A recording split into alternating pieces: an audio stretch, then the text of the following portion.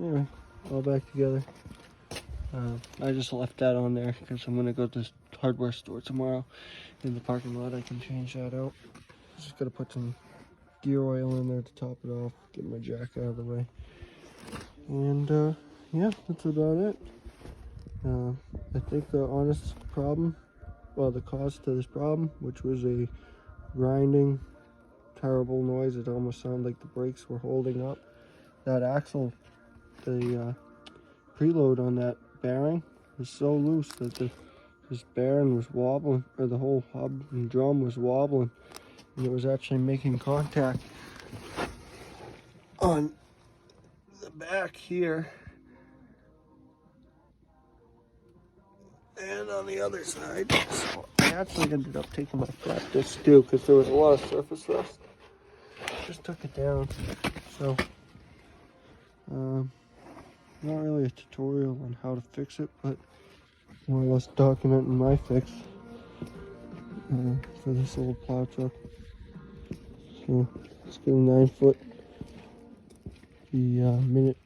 This is a Fisher Speedcast. It's actually electric over hydraulic in it. It's not the old school hydraulic pump, so it's got a Monarch electric over hydraulic setup on it. Good old truck. I mean, this is my first dump truck I ever bought. It was in high school when I got it, so I mean, this is what it is. Love this old truck. I'll keep running it till the fucking frame snaps in half. It's getting a new body, but you can it's about due for a while. You can't see it, and this camera doesn't do it justice. This body goes like that.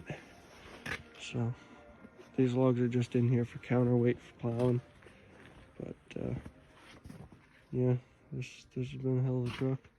It's kind of a square body fleet here. Over in the background we got another C60. That's a bucket truck. That's another C30 or R3500 dump that I got, but 87 1500. This one's an 88